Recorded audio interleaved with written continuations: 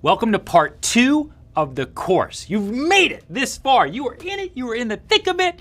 We're making moves, and you're getting one step closer to being the ultimate closer and negotiator.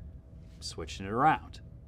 People love to say that you need to have a set negotiation philosophy or strategy, some sort of fixed approach with set rules and key phrases to memorize and use to help you win, win, win.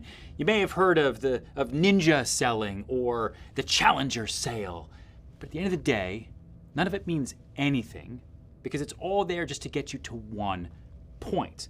And I've found in my career that those types of closing methods, right? Those scripts end up putting you into a box, to a cell, and maybe they help you do one type of deal, but you're here to do all the deals in all the markets because it's not 1995 anymore. We are in the future, and I want you to be the #1 salesperson in your market, if not your country. So when you think about it, negotiations are ever changing by nature. They're never the same twice. You can sit down at the negotiation table thinking everything is going to go one way, and it ends up being the furthest thing from it, right? Or you find that the stakes change suddenly.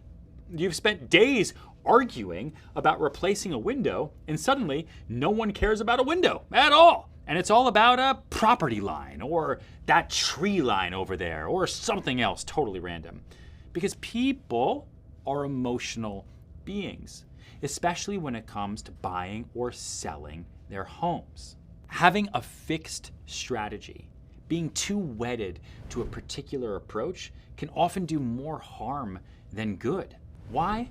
Because you box yourself in, you become more focused on following some checklist of negotiation rules than on reading the situation in front of you. Is it easier just to follow a script? Absolutely. Will it make you a lot less money? Absolutely. Will it make you really, really frustrated when it doesn't work? Absolutely. If your focus is inward on yourself, here's what I should be doing, here's my next step. Instead of looking outside yourself, this person is scared. My client is nervous. The other party is wavering, then you're not really participating in the negotiation. You're obsessed with your inner monologue and whatever strategy you've sworn allegiance to, instead of the strategy the situation actually calls for. So, we're going to reframe some common strategies, and instead think of them as mentalities, ways to assess what's going on. Understand what factors are at play, and adapt your approach based on real-time data.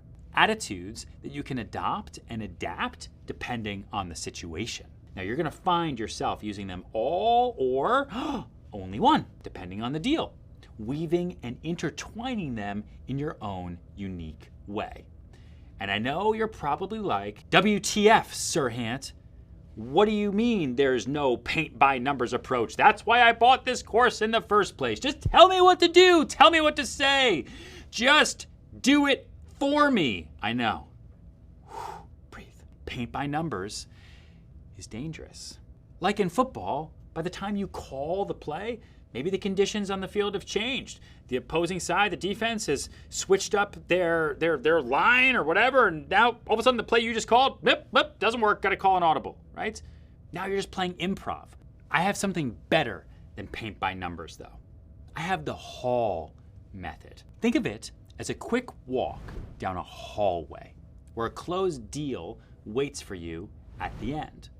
Before every negotiation, I take a deep breath, I make sure my tie is straight, even if I'm just on the phone, and I take a second to visualize how good it's going to feel to close the deal. Now, here it is. Hall. H is have empathy. This isn't just a transaction for the people involved. It's emotional. It's about their home. This means you need to be patient and remain calm at all times. A, for always counter. No matter how insane an offer is, if you don't counter, the deal isn't gonna happen. Don't think of any offer as a terrible offer. It's just step one. The worst offer you've ever received is just a beginning, not an ending. Conversation's got to start somehow. It's that first step down the hallway where that closed deal and all the money is, except it's locked at the other end of the hallway behind another door, and you got to open it. L, look for the sweet spot. What's being asked for that can be used as an incentive to encourage the other party into the sweet spot? This isn't about giving stuff away. It's about working for the deal to close the deal. You got it. This brings you further down that hallway that's lined with money. And the last L of the Hall method is listen. Listen to respond, not just to reply. Listen to whatever is being said. Let it sink in and take a few seconds to respond carefully. There's no rush. Blurting out a reply before you've had time to think won't help you. You're almost there. And with that in mind, let's get into the specific plays, the moves and tactics that I use to close on day one. Let's go.